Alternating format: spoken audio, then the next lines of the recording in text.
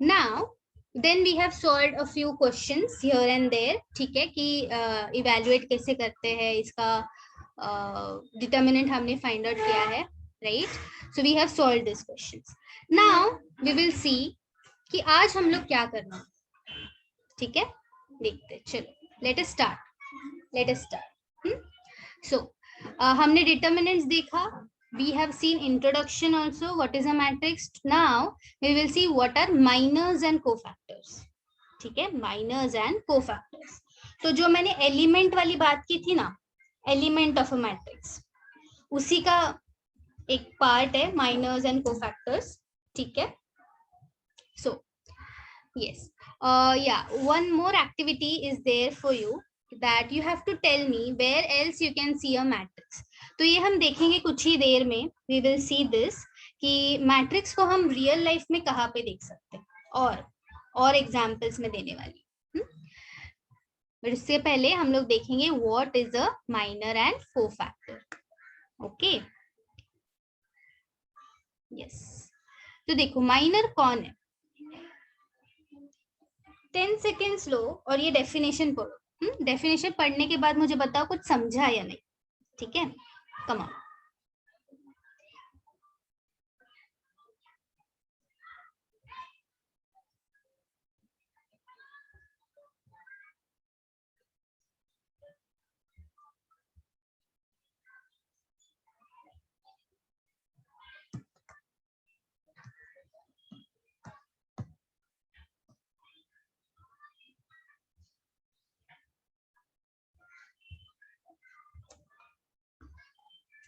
Yes, किसी को कुछ समझा?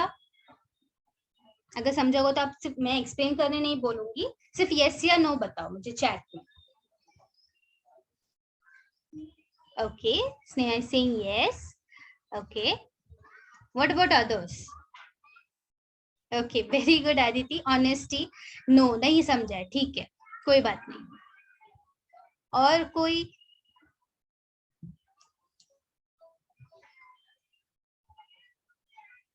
Okay, Sanika is also saying no. Ashmit is also saying no. ठीक है, यस. तो वही एक्सपेक्टेड था मुझे कि नहीं समझेगा, बिकॉज ये टेक्स्ट बुक डेफिनेशन है. फर्स्ट टाइम रीड करके कभी भी नहीं समझता है. इसको हमें तोड़ तोड़ के समझना पड़ेगा. ठीक है, हम लोग इसको छोटे छोटे पार्ट्स में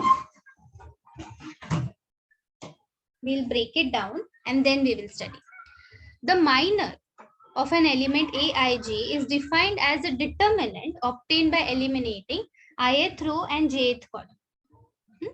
Suppose I want to write down the minor mij, उसको हम लिखते कैसे है? mij की तरह से लिखते हैं. ठीक है. सो फर्स्ट ऑफ ऑल आपको क्या क्या याद रखना है. किसी भी एलिमेंट का, ये सपोज आपका एलिमेंट है, हाँ ये वाला लेते हैं. यस, सो ये आपका एलिमेंट है aig. कोई भी एलिमेंट, उसका माइनर आपको ऐसे ही डिफाइन करना है या फिर ऐसे सिंबल में लिखना है. mig इस सिंबल में आपको लिखना है. ठीक है, ये हो गया माइनर. और कोफैक्टर का फॉर्मूला है ये. ठीक है, Cij is equal to -1 raise to i plus j into mij. ना पूरे इस 3 लाइन में से आपको ये 3 चीजें ही याद रखनी है. अभी इसका मतलब क्या देखो. हाँ, सपोज ये एक मैंने यहाँ पे बनाया है. ठीक है, तो हमें तो ये पता है ऑलरेडी कि aij जब भी हम लिखते हैं कोई भी एलिमेंट, तो i कौन है रे और j कौन है?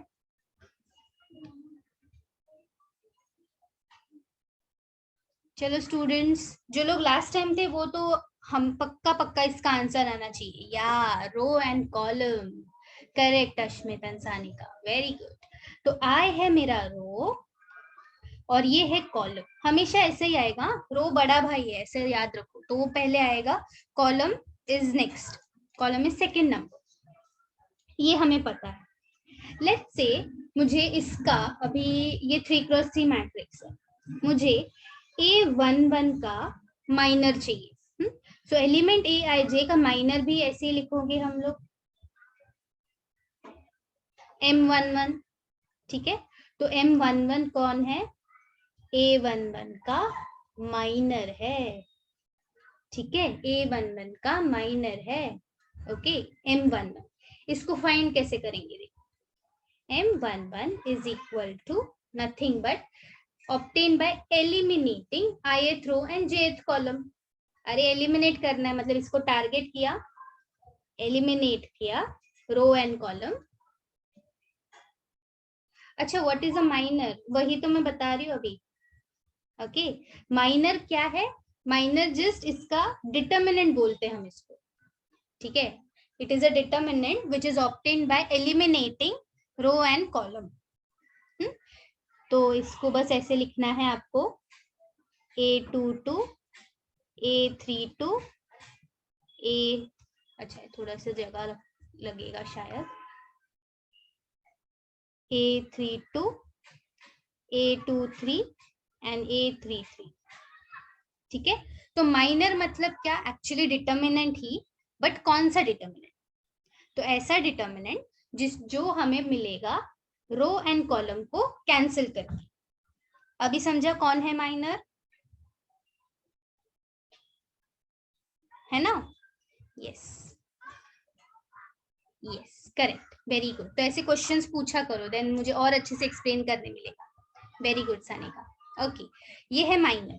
अभी सेम वे अगर मैं बोलूं, इसको रब कर देते हैं, अगर मैं बोलूं कि मुझे A23 का माइनर चाहिए, ठीक है, A23 का माइनर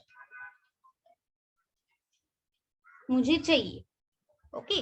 अभी माइनर मैंने क्या बोला, ये तो बस एक डेरिवेटिव, सॉरी डिटर्मिनेंट है, तो कहाँ से मिलेगा, उसका रो एंड उसका कॉलम कट कर दो, ठीक है। फिर जो भी बनेगा that is M23 will be A11 A31 A12 A32, correct है? yes, you have to evaluate the minor, yes Ashwin. तो अभी तो मैंने सिर्फ यहाँ पे A लिखा है, इसकी जगह पे नंबर्स होंगे या फिर कुछ भी हो सकता है, अल्फाबेट्स होंगी, तो नंबर्स होंगे तो हमें उसको इवेल्युएट करना है। मतलब क्या, यहाँ पे बटरफ्लाई लगाओ, क्रॉस मल्टीप्लाई करो, तो एक्चुअली ये कैसा आएगा, A11 into A32 minus A31 into A1, ये जो भी आंसर आएगा ये आपका माइनर रहेगा, ठीक है। यस, ओके, अभी एक एग्जाम्पल के साथ देखते हैं सो दैट हमें अच्छे से समझे, तो आपके सारे डाउट्स क्लियर हो जाए। I am writing here an example, ठीक है। पहले मैं 2x2 का दिखाती हूँ और फिर 3x3। यस, वहां पे आ रहे हैं, CIJ पे आ रहे हैं, वो कोफैक्टर है, वो भी मैं बता रही हूँ, एक एक करके देखते हैं। देखो या so first let me tell you, अच्छा कोफैक्टर भी अभी बता देती हूँ, फिर एक साथ एग्जाम्पल लेंगे, ठीक है, तो वो बढ़िया रहेगा। देखो, तो अभी हमको चाहिए कोफैक्टर,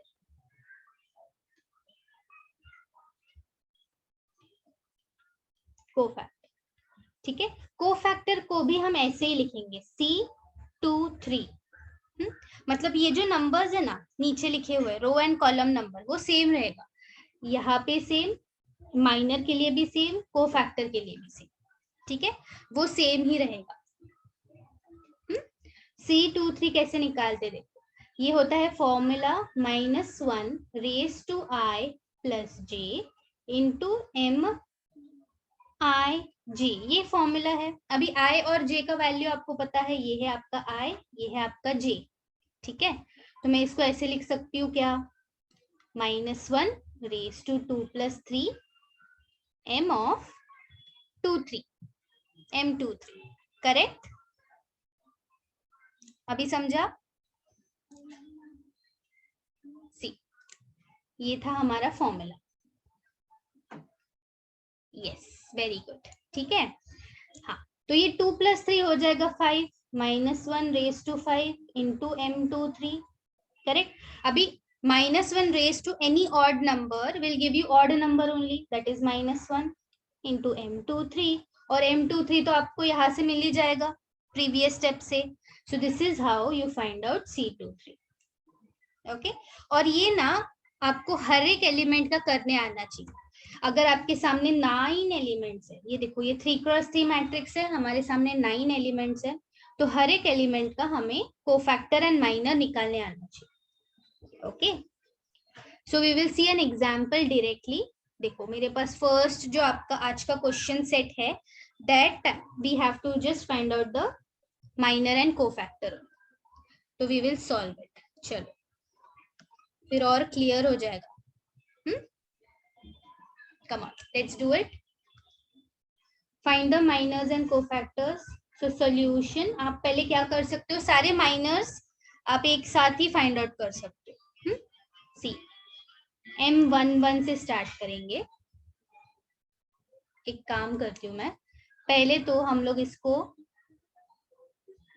सारे एड्रेसेस लिखते हैं. तो ये A11, A first row second column, A first row third column. ठीक है, फिर A21, 22, 23, 31, 32, 33. ठीक है, तो ये स्मॉल a है, ये जस्ट मैंने इन एलिमेंट्स का एड्रेसेस लिखा है.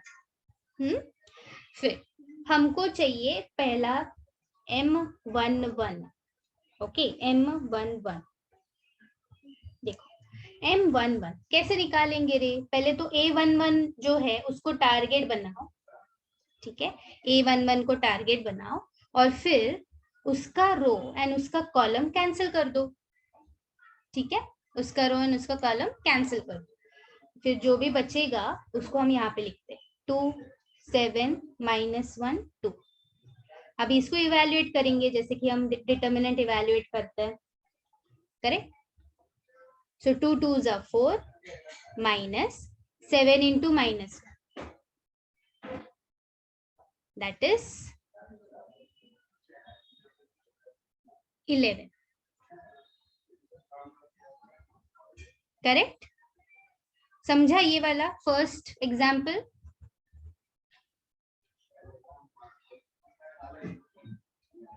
यस, अगर समझा है तो ही हम आगे बढ़ेंगे. Everyone. Yes, Sanika, we have to find cofactors of all 9 elements. तो ये जो सम है ना वो 4 मार्क्स के लिए आता है. Yes, we can solve any number. Correct, correct. So चलो मेरे साथ साथ सब लोग अभी करेंगे माइनर एंड कोफैक्टर. देखो कैसा है ना, अगर क्वेश्चन में आपको बोला कि बस इतने ही कोफैक्टर या फिर यही माइनर निकालो तो सिर्फ उतना ही निकालना है. बट यहाँ पे बोला है माइनर्स एंड कोफैक्टर्स, कोई ऐसा कंडीशन नहीं दिया कि बस इतना ही करो, तो आपको सारे 9 एलिमेंट्स का निकालना. ओके, तो कंडीशन वाला भी एक सम करेंगे. ये एक जनरल सम है जहां पे हम लोग सारे एलिमेंट्स का निकालते हैं माइनर. चलो M12 नेक्स्ट पे जाते हैं. देखो 1 2 पे कौन है, ये वाला है. इसके रो और कॉलम को कैंसिल करो, क्या बचेगा 1 5 -1 2. So 2 1s are 2, minus of -5, that is 2 plus 5 7. फिर M13 सेम चीज, टारगेट बनाओ, कैंसिल करो. ठीक है, एंड कौन बच रहा है लिख दो 1 5 2 7. Then 7 minus 10 gives you -3. ठीक है, समझ रहे.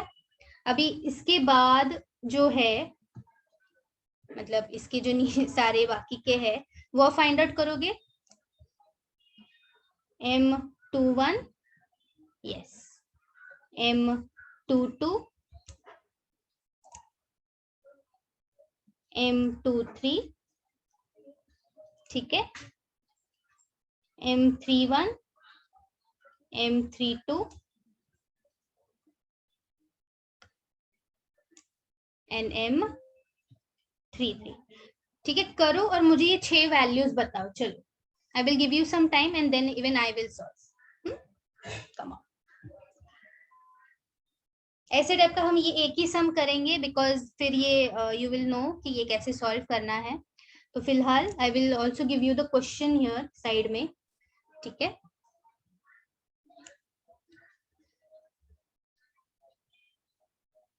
क्वेश्चन देती हूँ मैं आपको।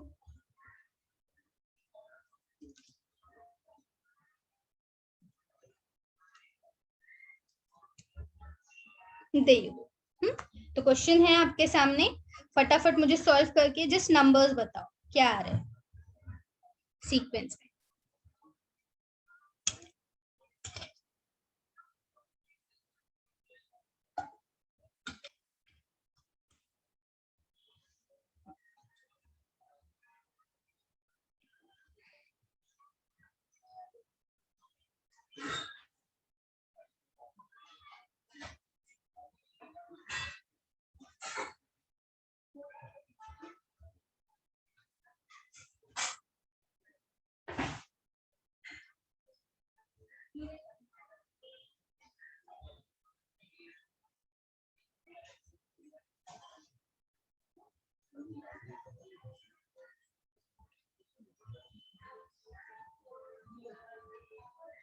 Yes, so I am waiting for your answers guys. जब आप में से किसी को भी आंसर मिलेगा देन आई विल सॉल्व। चलो,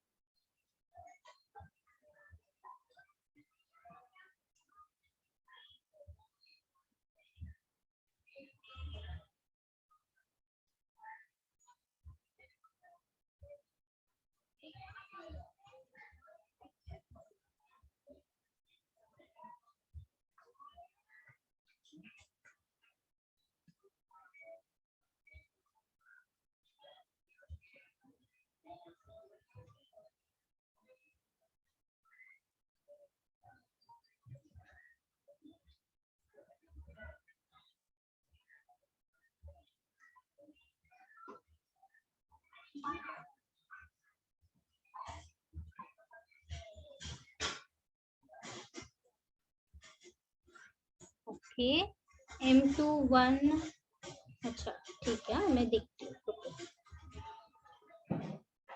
correct, very good Parth and Sanika, you are right. So M21 का आंसर आ चुका है मेरे स्टूडेंट्स को, ठीक है। 21 मतलब 21, तो ये एलिमेंट आपने टारगेट किया होगा, इसका row and column cut off करो, जो बचता है -1, 3, 7 एंड 2, दैट इज -2, -21, -23। Very good, correct, very good Sanika, correct है। Okay,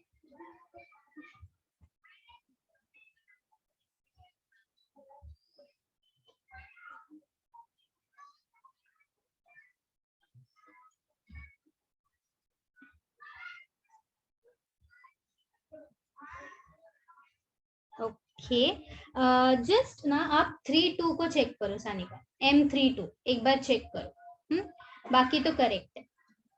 yes, so M22 is -11, M23 is 19, M31 is -5, M32 के बारे में बात करते हैं, ठीक है।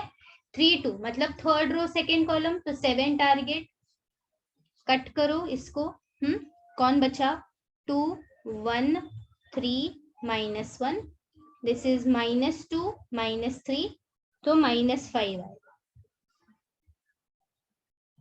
ओके।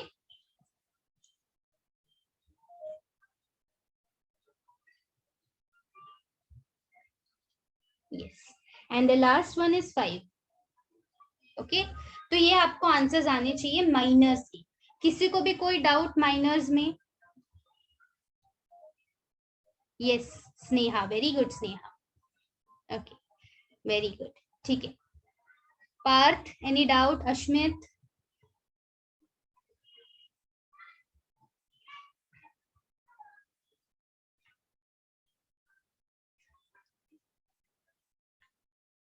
ओके ठीक है, अभी हम लोग जाते हैं कोफैक्टर पे, बिकॉज ये अभी खत्म नहीं हुआ है ना। This is not the end here my students, क्योंकि ये जो क्वेश्चन है ये 4 मार्क्स के लिए आता है। अगर बोर्ड्स में आया या फिर थ्योरी पेपर में आया तो ये 4 मार्क्स के लिए आता है। तो 2 marks is for minus, 2 marks is for cofactors. अभी कोफैक्टर्स भी निकालना है, तो कोफैक्टर्स के लिए क्या करेंगे, देखो M11 का कोफैक्टर होगा C1 इक्वल्स टू -1 को 1 + 1 कर दो। तो C के नीचे जो भी आप नंबर लिख रहे हो ना, उसको बस 1 प्लस में करना है, वो दोनों नंबर्स को प्लस में करना है इनटू M11, दैट्स इट। और M11 तो आपके सामने है ही, राइट। अभी this is nothing but -1 raise to 2 है ना। सो -1 को अगर कोई भी इवन नंबर से आप पावर देते हो तो वो बनेगा 1, करेक्ट। दैट इज ये हो जाएगा 1 × 11, करेक्ट। तो जो माइनर है वही कोफैक्टर मिल गया आपको 11। ओके, सेम भी C12 अगर मैं बात करूं तो -1 रेज टू 1 + 2, अभी ये ऑड नंबर आएगा M12, करेक्ट। तो ऑड नंबर आएगा -1 रेज टू 3 × 7, ऑड नंबर आएगा तो ये बन जाएगा -7, क्योंकि ये -1 रहेगा, करेक्ट। फिर अगेन यहाँ पे C33 लिखती हूँ मैं, sorry C13 -1 raise to 1 + 3 M13, correct. तो ये अगेन पॉजिटिव, तो +1 आएगा, एंड M13 है -3 ऑलरेडी, तो वो एज इट इज रहेगा।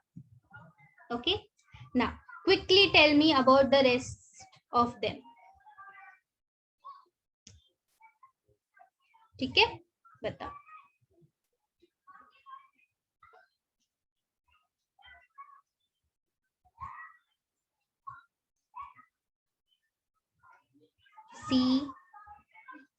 C21, C22, C23, C31, C32, C33।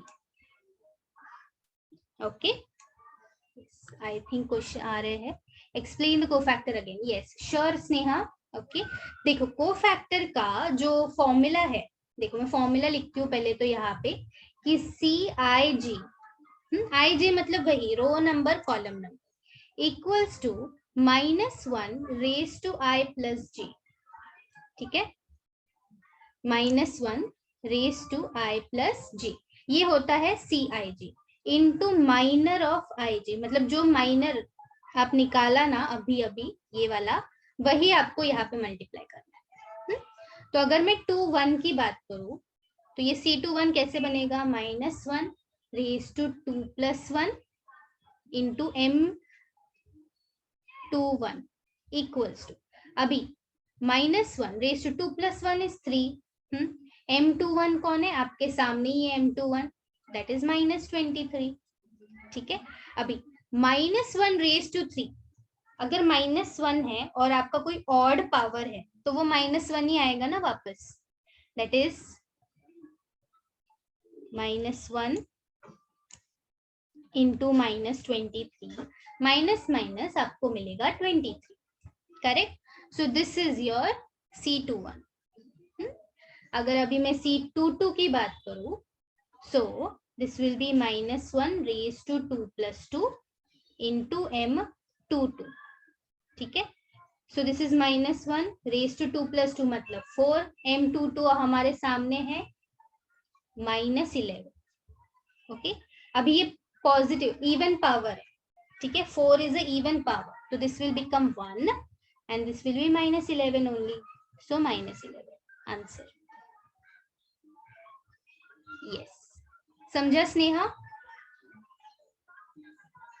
yes, तो देखा anyone who is having, Chintu सा भी अगर डाउट है ना, एकदम छोटू सा डाउट है, आपको लग रहा है कि नहीं ये क्या मैं बार बार पूछ रही हूँ, नो आस्क, ठीक है, कितना भी छोटा डाउट होने दो, आपको लगता है कि स्टूपिड डाउट है, फिर भी पूछो, ठीक है।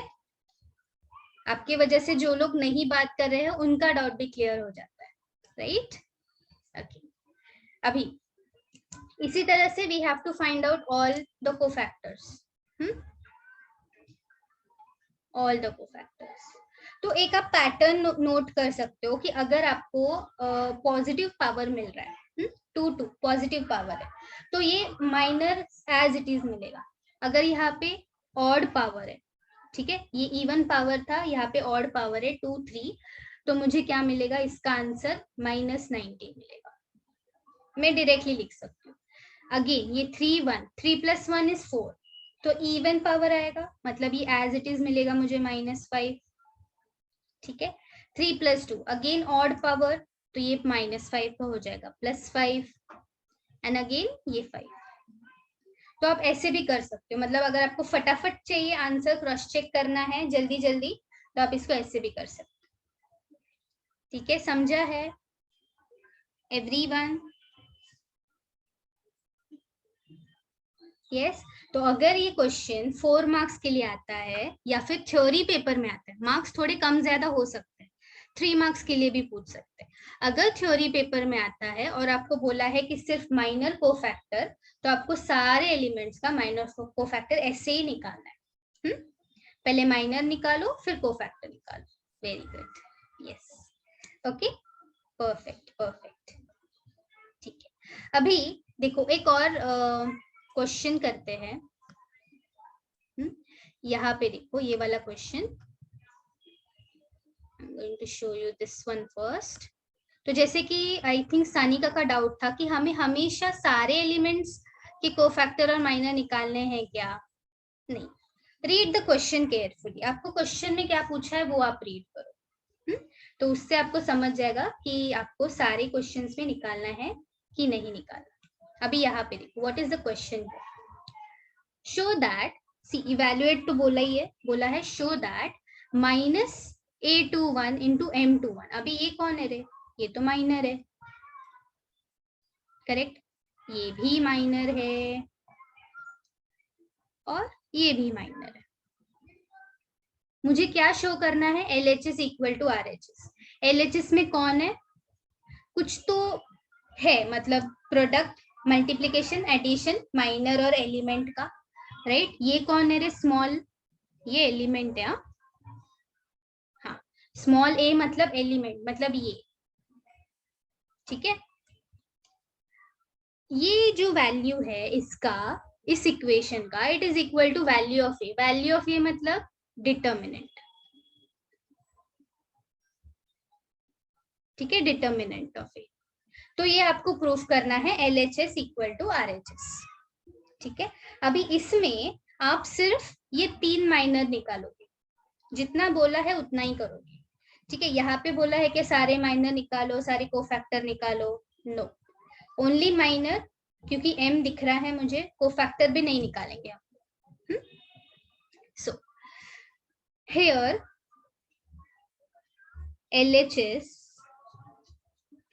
ठीक है, LHS में कौन कौन है? देखो पहले तो है A21। A21 मुझे बताओ फटाक से, A21 कौन है रे? कौन है A21?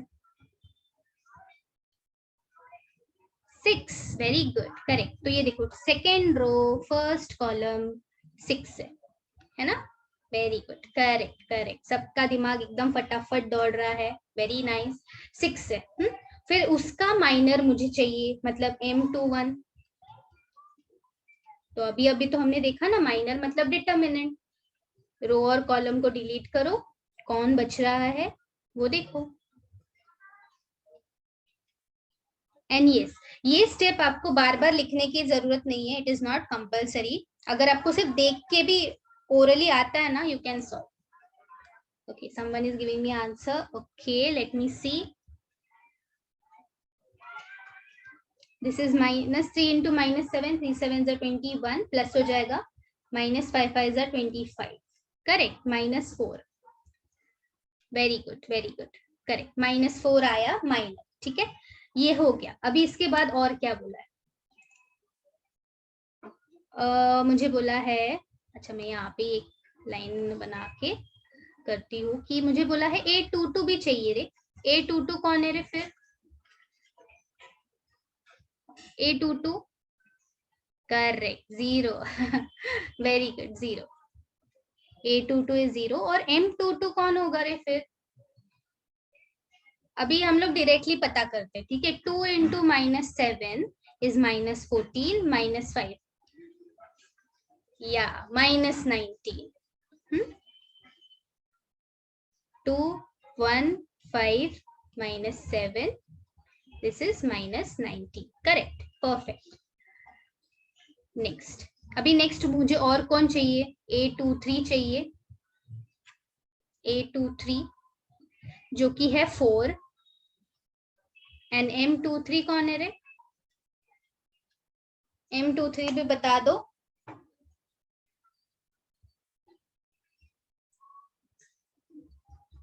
अच्छा 13 आ रहा है सबको, चलिए देखते हैं।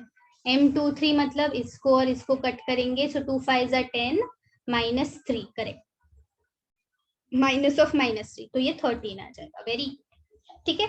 तो अभी देखो, जो RHS में आपको चाहिए, सॉरी LHS में आपको चाहिए था, वो सारे हमने एलिमेंट्स अलग अलग करके निकाले। अभी आप लिख सकते हो पूरा RHS, -A21 M21 plus A22 M22 minus A23 M23। मैंने RHS सॉरी LHS लिखा, this is equal to -6 into -4 plus 0 into -19 -4 into 30, ठीक है। What will be this answer? Path is saying M23 is 7। देखो पाथ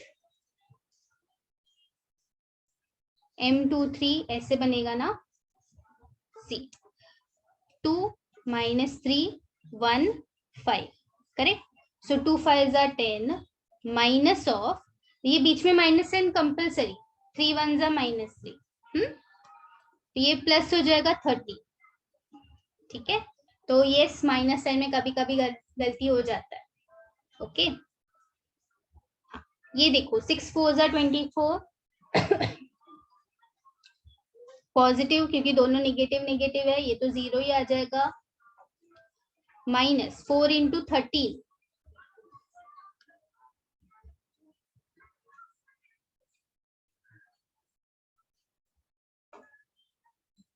-52, ओके। सो 24 -52,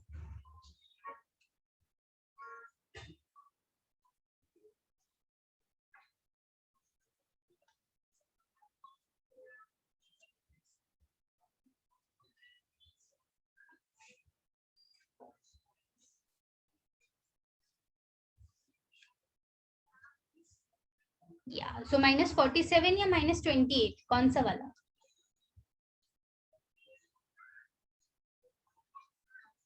-28 ना, -28, correct correct, ये आ गया -20, ठीक है। ये आपका कौन है? ये है आपका LHS, ओके।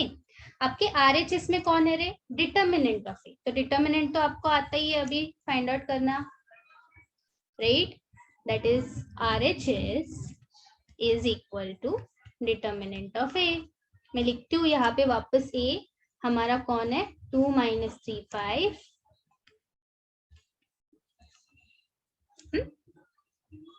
6 0 4, ठीक है, 1 5 -7, ओके। चलो I will give you 30 seconds, ठीक है। इसको सॉल्व करो, जो न्यू स्टूडेंट्स है वो भी सॉल्व करो, okay. And also I will explain, but पहले आप ट्राई करो। मैंने 3x3 मैट्रिक्स का डिटरमिनेंट कैसे सिखाया था, वैसे ट्राई करो।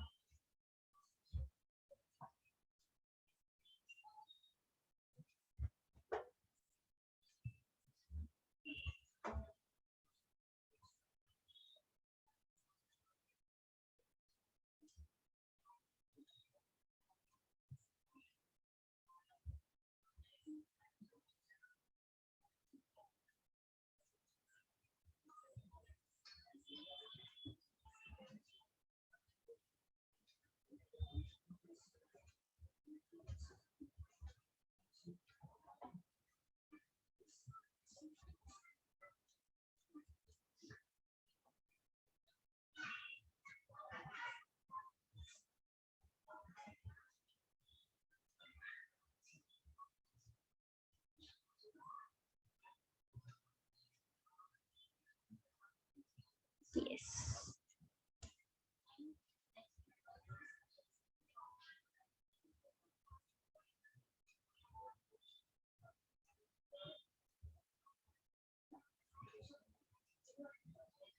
आया किसी को आंसर?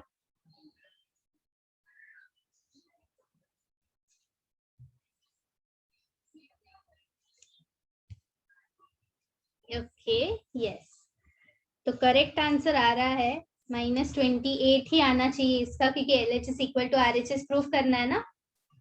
हाँ, right right, so this is -28। ठीक है, मैं एक बार जल्दी से इसका प्रोसीजर समझा देती हूँ।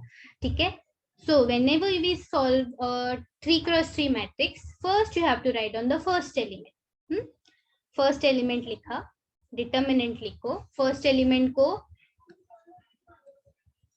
डिलीट करके जो भी बचता है वो डिटर्मिनेंट आएगा आपका। So that is 0, 5, 4, -7, then minus of -3 into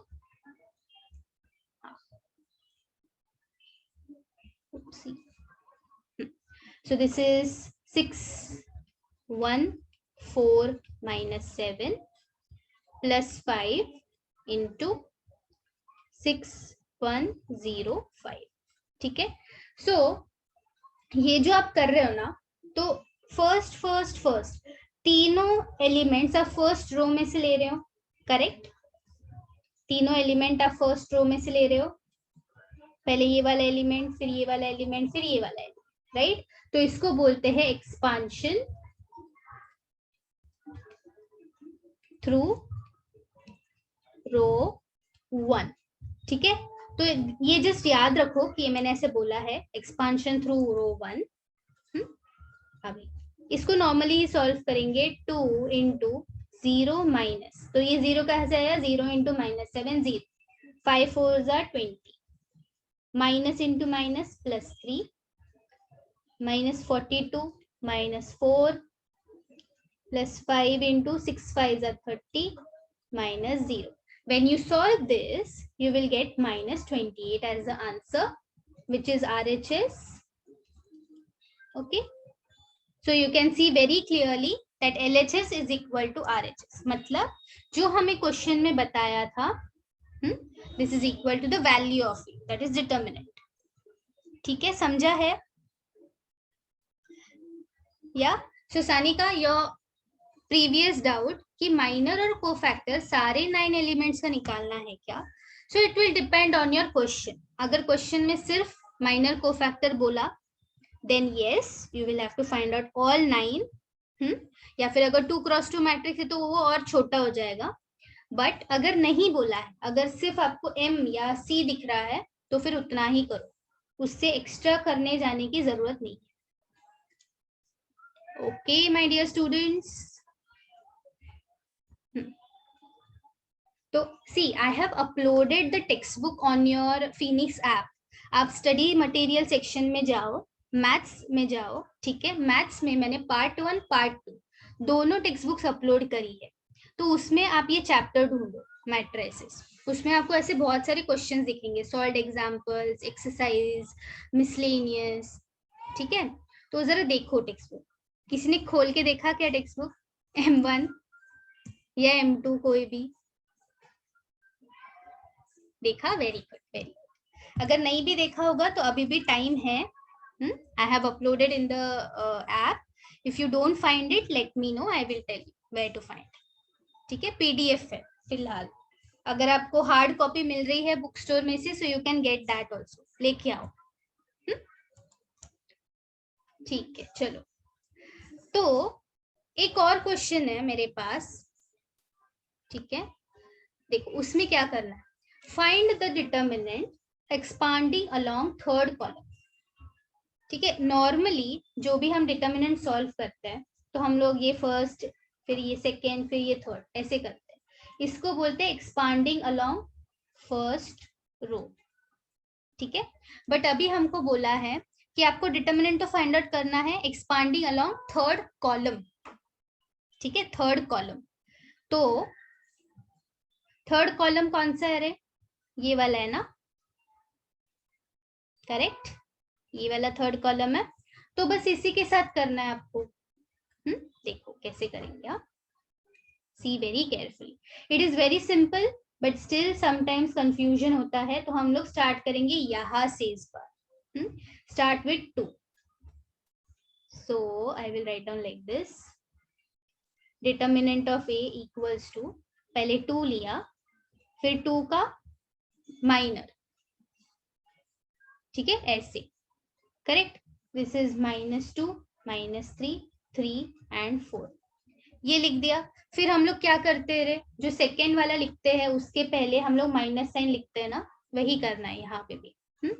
but आपका सेकेंड टारगेट कौन बनेगा इस बार? आपका ये टारगेट बनेगा। तो आपका बस टारगेट चेंज हो रहा है, प्रोसेस वही रह रही है, दैट इज -4। एंड फिर इसका रो एंड कॉलम काउंट करो, जो भी बचेगा जस्ट राइट इट डाउन। ठीक है। अभी थर्ड वाले के लिए हम लोग कैसे करते हैं, पहले प्लस साइन, मतलब प्लस साइन ही लिखते हैं, बट आपका थर्ड टारगेट बनेगा ये 0।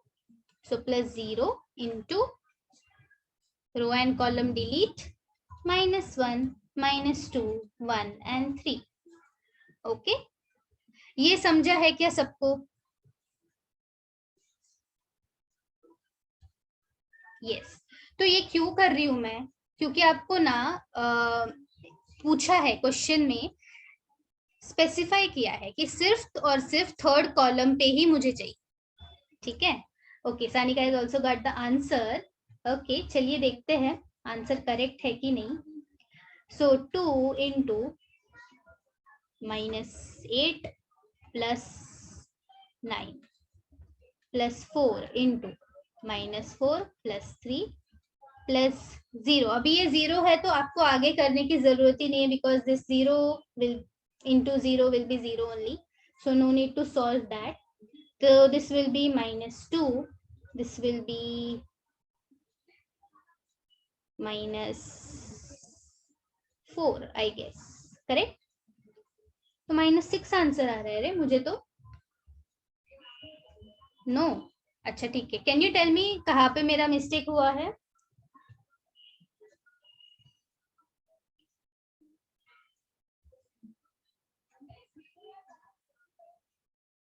अच्छा अच्छा, एक मिनट, हाँ I got it, wait wait wait, तो ये 2 + 2 होगा। हाँ बराबर, अभी -2 आ रहा है, correct. Thank you Sanika.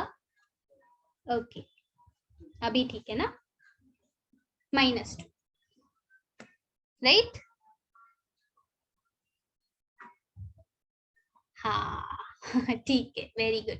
So yes, you can point out my mistakes also, कभी कभी हो जाती है रे, even I am a person, right, human being, so even I can make mistakes. So you have to be alert, पूरे session में आपको alert रहना है कि हाँ देखते रहना है टीचर कहाँ पे मिस्टेक कर रही है, और बताते जाना है। Yes, okay.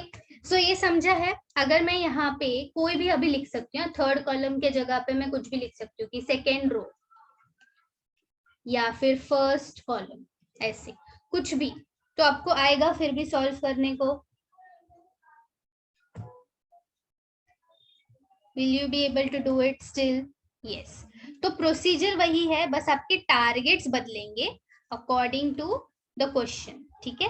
और अगर कुछ भी नहीं दिया है, आपको नॉर्मल डिटर्मिनेंट सॉल्व करना है, तो that will be along first row only, normal determinant.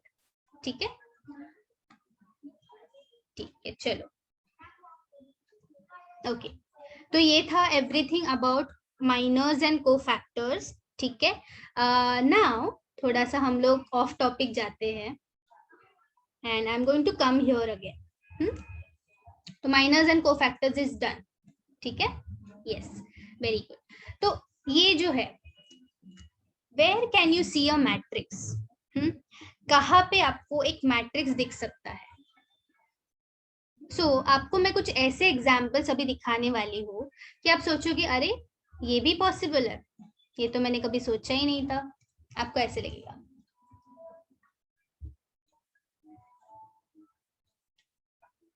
Yes Sanika, अगर आप same question expanding first row करोगे तो भी आपको सेम आंसर मिलेगा।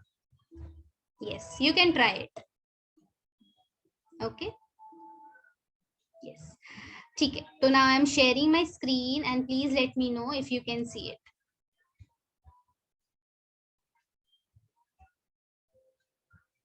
या, can you see my screen? Okay, great, ठीक है। अभी हम लोग कुछ ना एकदम रियल लाइफ एग्जांपल्स देखने वाले हैं जहां पे आपको मैट्रिक्स अरेंजमेंट दिखेगा। तो स्टूडेंट्स जो मेरे साथ पीएसएफ बैच में थे, ठीक है, जो हमारी साइंस फाउंडेशन बैच हुई थी before starting the 11th this batch, तो उनको ये शायद पता होगा, बट हाँ, तो उनको पता होगा, but otherwise this is something new for you all. So कहाँ पे दिखते हैं हमें मैट्रिक्स, ये आपको सोचना है, ठीक है। एकदम कॉमन प्लेस जहाँ पे आप मैट्रिक्स देख सकते हो हमेशा, दैट इज दिस इंडिकेटर्स। मुझे बताओ, सबने अपनी लाइफ में कभी ना कभी ये इंडिकेटर देखा है क्या? यस और नो एवरीवन? इंडिकेटर देखा है सबने ट्रेन का? यस। What about others?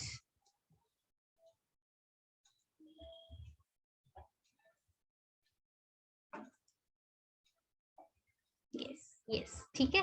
तो ये तो मतलब हमारा रोज का है, right? We live in Mumbai, trains are like the lifeline of Mumbai. तो आपने कभी ना कभी ट्रेन से ट्रैवल किया होगा एंड आपने ये इंडिकेटर देखा होगा। तो ये क्या है?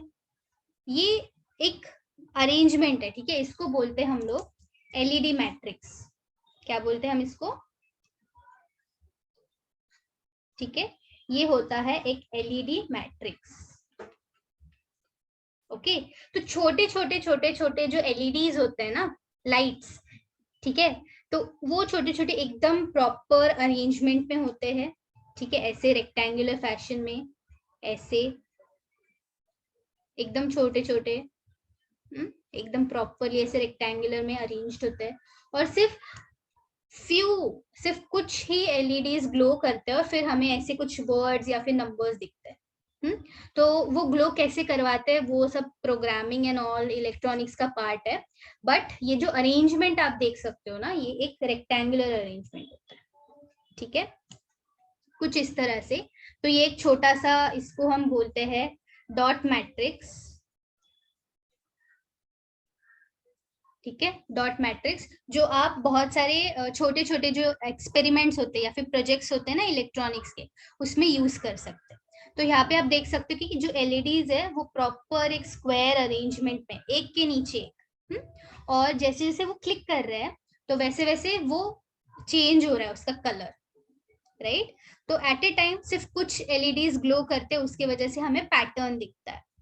अभी यही डॉट मैट्रिक्स का एक मेरे पास एप्लीकेशन है, ये वाला। This is a digital clock, you can say, ठीक है, डिजिटल क्लॉक। तो ये जो एलईडीज है ना, यहाँ पे 4 यूज किए हैं सेम वाले डॉट मैट्रिक्स।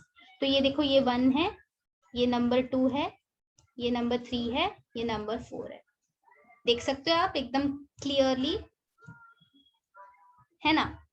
और सिर्फ कुछ कुछ एलईडीज ग्लो कर रहे हैं रेड कलर से, बाकी सारे ग्रे है।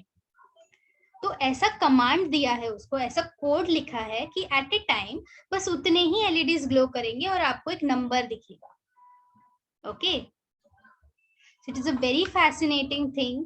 अगर आपको ऐसे चीजों में इंटरेस्ट है तो आप इसके बारे में और पढ़ सकते हो। So students who you know want to become engineers, 11th-12th के बाद जिनको इंजीनियरिंग फील्ड में बहुत ज्यादा इंटरेस्ट है, तो आप डेफिनेटली ये चीजें पढ़ सकते हो, और इट इज वेरी इंटरेस्टिंग। और आप में से कुछ बच्चे सीएस के भी है, if I am not wrong, you want to go for CS, right. तो सीएस में तो ये सब आने वाला है।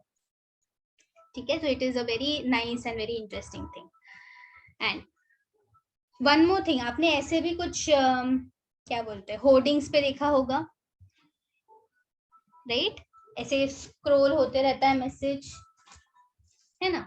तो these are all the examples of matrix only. मतलब यहाँ पे नंबर्स नहीं है, बट आपको मैट्रिक्स अरेंजमेंट दिख रहा है. यस. तो ऐसे कोई कोई और एग्जाम्पल दे सकता है? अभी आपका दिमाग और चल रहा होगा कि और कैसे एग्जाम्पल्स होते हैं इसमें, तो कोई दे सकता है कि और एग्जाम्पल?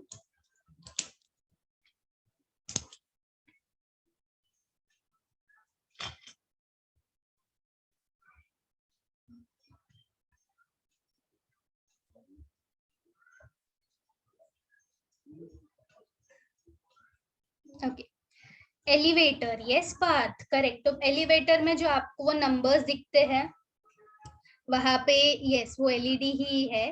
करेक्ट.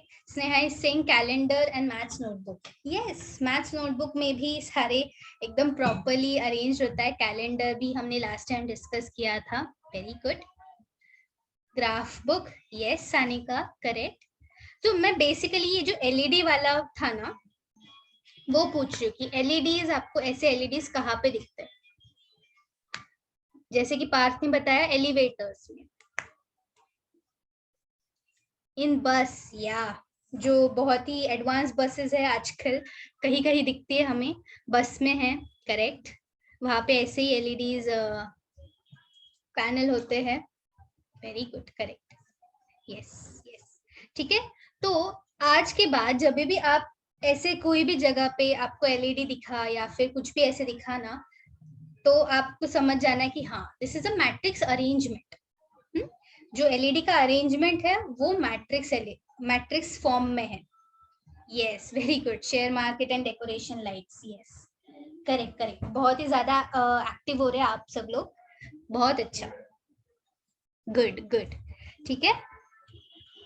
सो इसके अलावा भी अगर आपको आपके आसपास कुछ भी ऐसा अनयूजुअल एग्जाम्पल दिखा जो कि मैंने डिस्कस नहीं किया है, जो कि हमने इस क्लास में डिस्कस नहीं किया है, you can definitely share it with me. ठीक है, क्योंकि जो मेरे बाकी के बैच के बच्चे हैं वो भी ऐसे ही करते हैं. उनको कुछ भी दिखा ना मैथ्स के रिलेटेड अपने आसपास, they will send it and then we discuss it in our class. ठीक है. तो जब तक आप मैथ्स को विजुअलाइज नहीं करोगे ना अपने आसपास, तभी वो एक्साइटिंग नहीं लगेगा तब तक. तो ढूंढते रहो, और अगर आपको कुछ ऐसा मिलता है एक्स्ट्रा ऑर्डिनरी एग्जाम्पल जो आप बोल सकते हो कि हाँ this is a matrix arrangement, तो आप मुझे मेरे साथ शेयर कर सकते हो. Okay. Yes.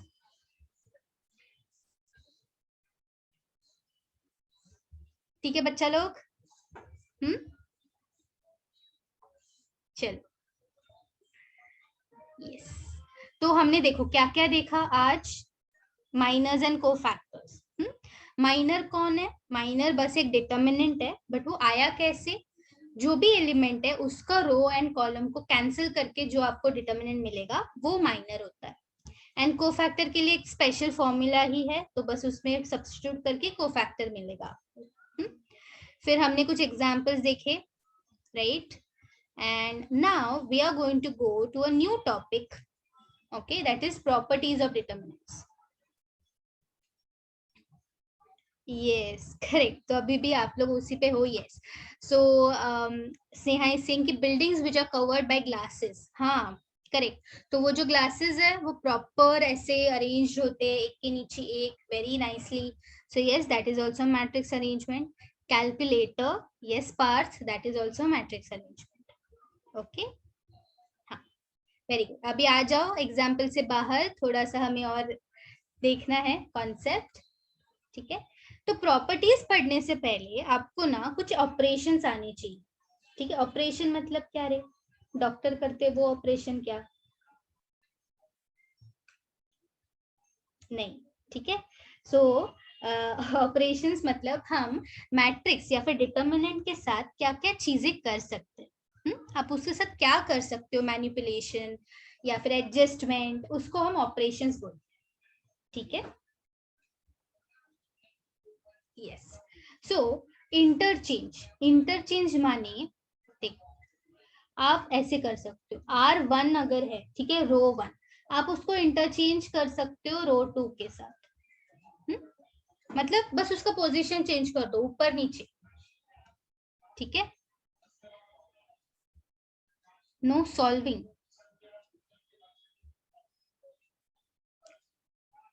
Okay, R1 interchange by R2, या फिर आप कॉलम के साथ भी कर सकते हो, जैसे कि ऐसा कुछ C2 इंटरचेंज विद C1। तो कॉलम 2 बीच में होता है, राइट, और कॉलम 1 पहला कॉलम होता है, तो उन दोनों को बस इंटरचेंज कर दो उसका पोजीशन, तो उसको बोलते हैं हम लोग इंटरचेंज। और चेंज मतलब क्या, कुछ ऐसा, R1 equals to K times R1। मतलब R1 में आपके जितने भी एलिमेंट्स है, 2 3 4 5 इनफाइनाइट, कुछ भी, जितने भी एलिमेंट्स है, उन सारे एलिमेंट्स को आप एक कांस्टेंट नंबर के साथ मल्टीप्लाई करो, K के साथ। K is any constant number, ठीक है, इसको बोलते हैं हम लोग चेंज, मतलब हम पूरा एलिमेंट ही चेंज कर रहे हैं। या फिर आप ऐसे भी कुछ कर सकते हो, C3, ठीक है, इक्वल्स टू C3 प्लस और माइनस 2 टाइम्स C1, ठीक है। तो C3 जो एलिमेंट है, C3 में वो एलिमेंट लेके उसके साथ प्लस और माइनस कुछ भी 2 टाइम्स 3 टाइम्स, मतलब K times, basically K times C1। तो ये सारे ऑपरेशंस है जो हम कर सकते हैं डिटर्मिनेंट्स पे, ठीक है। देखो अगर मैं एग्जांपल दूं, एक हम एग्जांपल लेते हैं, 1 2 3 4 5 6 7 8 9। अभी मैं ये फर्स्ट वाला करती हूँ, चलो, क्या बोला मैंने, R1 R2, R1 interchange with R2, correct. तो इसका रिजल्ट कैसे बनेगा रे, देखो, हाँ, इसका रिजल्ट, तो R1 कौन है मेरा, ये है, R2 कौन है, ये है, इन दोनों को इंटरचेंज कर, तो मैं पहले लिखूंगी 4 5 6, फिर लिखूंगी 1 2 3 and then 7 8 9 as it is, क्योंकि इसमें कहीं पे भी R3 का जिक्र ही नहीं है, तो R3 को छेड़ना नहीं, R3 वैसे का वैसा रहे। ये समझा है क्या,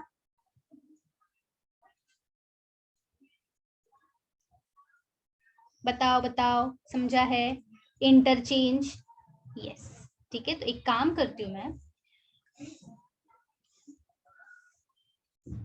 इसको ना इसके ही नीचे रखती हूँ, सो दैट यहाँ पे एग्जाम्पल रहेगा तो अच्छे से याद रख पाओगे, है ना। अब सेम एग्जाम्पल है, सेम मैट्रिक्स, मैं करती हूँ ये C2 interchange with C1, same matrix का, तो इसका रिजल्ट कैसा आएगा, देखो C2 कौन है 2 5 8 और C1 कौन है 1 4 7, बस इंटरचेंज करो, 2 5 8 1 4 7 3 6 9, ये नहीं होगा कुछ भी चेंज, समझा, okay. So this was about interchange. Same way change का भी है, सेम वे चेंज का भी है, let us take one more example here. तो चेंज के लिए मैं छोटे छोटे एग्जांपल लेती हूँ, 1 2 3 4, 2 क्रॉस 2 के साथ भी हो सकता है, ऐसा नहीं कि सिर्फ 3 क्रॉस 3 पे ही हमें सब कुछ करना है, राइट। तो मैंने क्या बोला, इसको हम करेंगे R1 equals to K times, अभी K की जगह पे मैं कुछ भी लिख सकती हूँ, लेट्स से मैं लिखती हूँ, अभी R1 बहुत बार हो गया, तो हम करते हैं R2 R2 equals to 5 times R2, तो जो यहाँ पे रहेगा वही यहाँ पे LHS में जो रहेगा वही RHS में रहेगा। इसका रिजल्ट आपको कैसे मिलेगा, देखो, R1 विल बी सेम, उसमें कोई चेंज नहीं, R2 में हम लोग 5 मल्टीप्लाई करेंगे, तो 5 इंटू 2 5 इंटू 4 ऐसे, ठीक है। So that will become what 10 and 20, sorry 5 2s are 10, हाँ 5 2s are 10, करेक्ट। ओके, समझा है? सिर्फ R2 को मल्टीप्लाई किया। अभी यस, वेरी गुड, ठीक है। अभी हम लोग ये वाला ट्राई करते हैं, हाँ C3 वाला। C3 तो ठीक है, अभी लेती हूँ मैं बड़ा वाला 3x3, 1 1 1 0 1 2 3 1 2, ठीक है। ओके, तो क्या बोला है, C3 equals to C3 plus, okay plus ही करती हूँ, 2 टाइम्स C1। C1 की जगह पे आप C2 भी लिख सकते हो, मतलब जैसे भी, ठीक है। अभी इसका रिजल्ट क्या होगा देखो, हाँ तो C3, अभी यहाँ पे 3 एलिमेंट्स है मेरे C3 में, तो आपको वो भी ध्यान रखना है कि एलिमेंट्स कितने हैं, ठीक है। एलिमेंट्स देखो 3 एलिमेंट्स है, करेक्ट। तो पहला एलिमेंट कौन है रे, 3, पहला बंदा कौन है, 3, ओके। सो इक्वल टू, एक मिनट, तो ये जो 1 और 2 सेकेंड कॉलम वो तो सेम रहेगा, उसमें कोई चेंज नहीं। जो तीसरा कॉलम है उसमें चेंज होने वाला है। तो C3 में पहले 3 है प्लस 2 टाइम्स, अभी 3 के सामने ही C1 में कौन है रे, 1, तो 2 टाइम्स 1 ऐसे लिखो, ठीक है। ऐसे इसको कैलकुलेट करना है। दिस विल बी 3 प्लस 2 5, तो आप यहाँ पे लिखोगे 5। फिर सेकेंड रो C3, सेकेंड बंदा कौन है इसमें, 1 है, प्लस 2 टाइम्स 1 के सामने C1 में कौन है, 1 है अगेन, सो 1 प्लस 2 3, करेक्ट। समझ रहे हैं, वेरी गुड, करेक्ट आंसर दे रहे हो। हाँ, फिर C3, अभी मैं ये थोड़ा सा रब करती हूँ,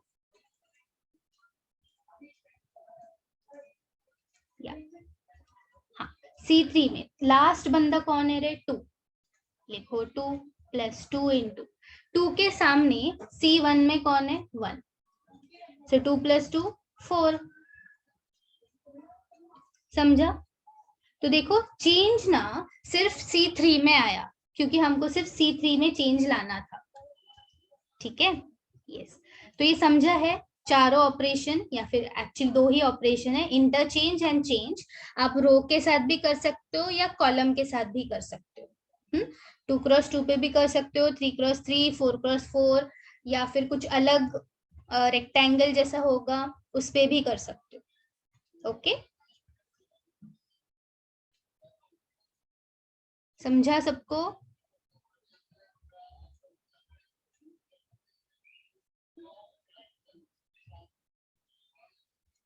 यस, तो ये फिलहाल इतना ज्यादा यूज नहीं है। इस ये जो इंटरचेंज और चेंज है ना, मैं आपको फ्रैंकली बताऊं, इसका यूज सिर्फ कुछ क्वेश्चंस में होगा, वो भी सिर्फ सेकेंड एक्सरसाइज में, जो हमारी मैट्रिक्स की सेकेंड एक्सरसाइज है ना उसमें। ये जो है ना, इसको बोलते हैं रो एंड कॉलम ट्रांसफॉर्मेशन। ये आपको 12th स्टैंडर्ड में वापस आएगा, तभी हम लोग वापस बहुत अच्छे से करेंगे, और आपको तभी इसको ज्यादा यूज करना है 12th स्टैंडर्ड में, ठीक है। बट अभी जस्ट एज ए इंट्रोडक्शन, क्योंकि सम कुछ सम्स में हमें ये यूज करना है, so you should be able to follow it and use it.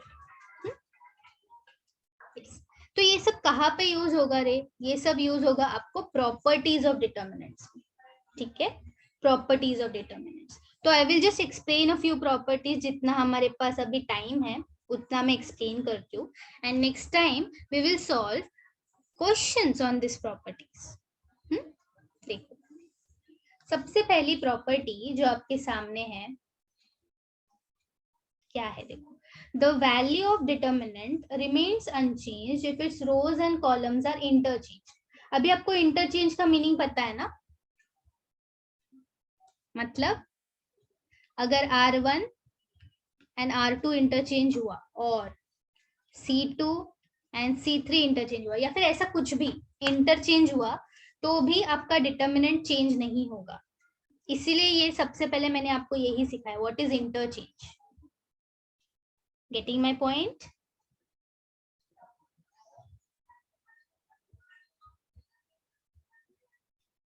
Okay, yes yes. तो एक एग्जांपल लेते हैं, फिर और भी अच्छे से समझेगा हमें। देखो, तो प्रीवियस जो हमने अभी सॉल्व किया ना, वही एक लेती हूँ मैं एग्जांपल की। Example, if I write down this is a 3x3 determinant, -1 -2 -3, ठीक है, 1 3 4 2 -4 0, ठीक है। This will be equal to, अगर मैं इसका suppose let's say I do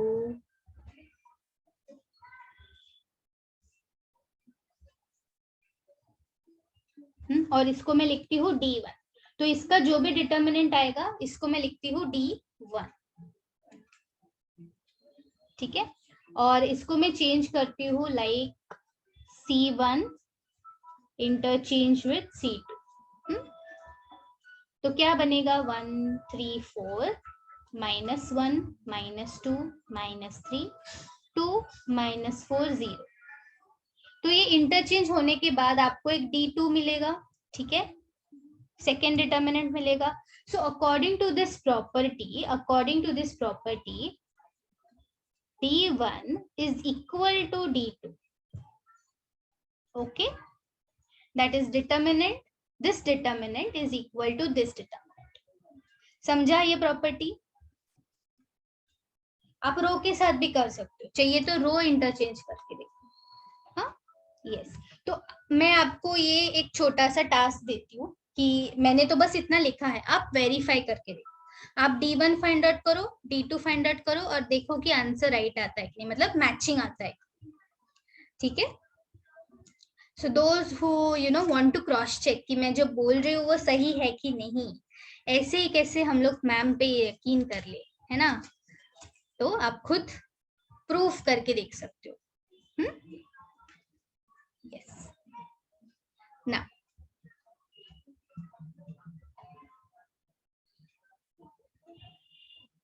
अच्छा, okay, just a minute. if the rows and columns are interchange, अच्छा अच्छा, ओके। एक्चुअली ये मेरी सेकेंड प्रॉपर्टी का एग्जांपल हुआ, सो सॉरी।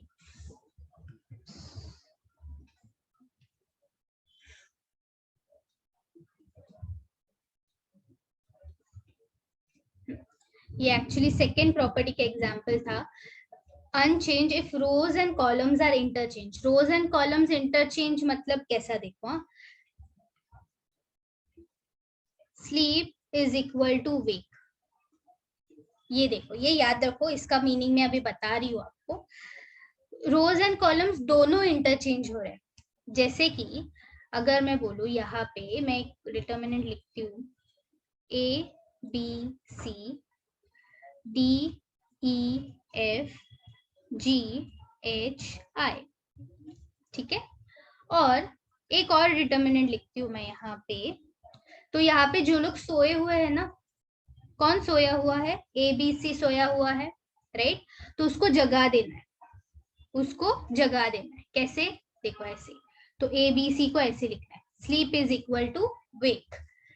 DEF सोया हुआ है तो DEF को ऐसे लिखना है, ठीक है। GHI सोया हुआ है ना, हॉरिजॉन्टल में है, मैंने उसको वर्टिकली लिखा। समझा क्या किया मैंने? रोज एंड कॉलम्स इंटरचेंज मतलब sleep is equal to wake, जो भी हॉरिजॉन्टली लिखे थे हमने उन सबको वर्टिकली लिखा। इसको हम लोग ट्रांसपोज भी बोलते हैं, इसको हम लोग ट्रांसपोज भी बोलते हैं। ये आप पढ़ोगे नेक्स्ट लेक्चर या नेक्स्ट टू नेक्स्ट लेक्चर में, we will see what is transpose, so that time also I will tell you sleep is equal to wake. तो ये determinant is equal to this determinant, okay. मतलब अगर आप पूरा का पूरा रो एंड कॉलम ट्रांसफॉर्म करते हो, इंटरचेंज करते हो, तो आपको डिटर्मिनेंट सेम मिलेगा, ठीक है, ओके। अभी ये जो सेकेंड वाला प्रॉपर्टी है ना, ये देखो कि इफ एनी टू रोज और columns of a determinant are interchange then the sign of determinant changes. Any two rows are interchange. तो अभी ये वाला आएगा कि इंटरचेंज मतलब R1 और R2 इंटरचेंज किया, या फिर C2 और C3 इंटरचेंज किया, ऐसे. सो अगर ऐसा किया हमने, मतलब अगर मैं बोलूं कि A इज अ मैट्रिक्स जहां पे मैंने लिखा है 1 2 3 1 1 2 0 1 5, और B एक मैट्रिक्स है जो मैंने लिखा है 1 1 2 1 2 3 0 1 5. तो इन दोनों मैट्रिक्स में क्या चेंज दिख रहा है आपको?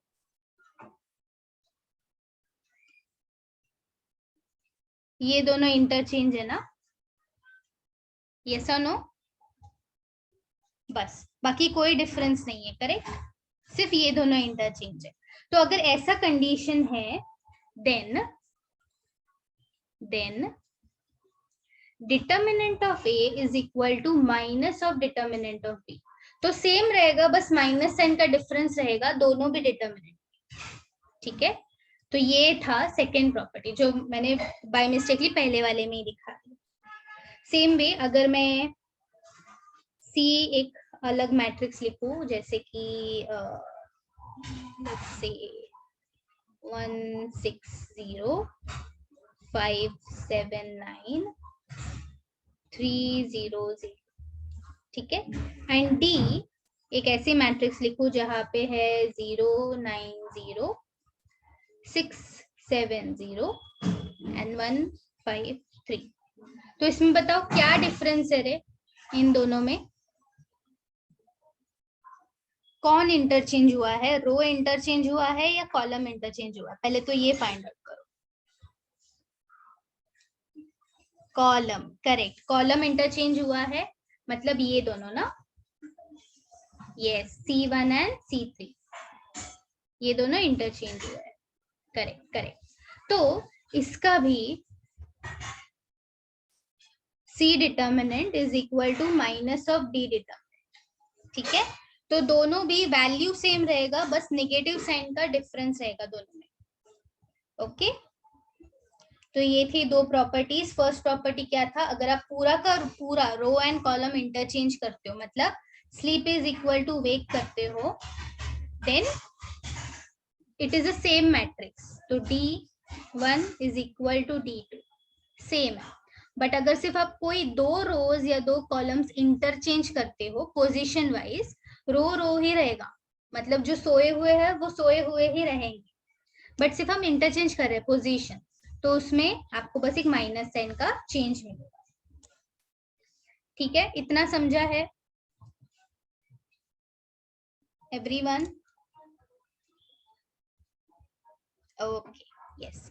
तो एक्चुअली ऐसे आना टोटल 7 प्रॉपर्टीज है इस पूरे लेसन. 7 प्रॉपर्टीज.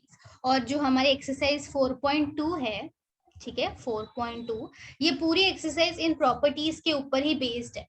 आपको बोला है विदाउट एक्सपांडिंग, मतलब जो हमने नॉर्मल फॉर्मूला पढ़ा है ना डिटर्मिनेंट का, उसको यूज नहीं करके आपको ये सॉल्व करना है. तो you have to use properties in this case. So we will solve this and we will see all the different properties in the next class. Okay, my dear students.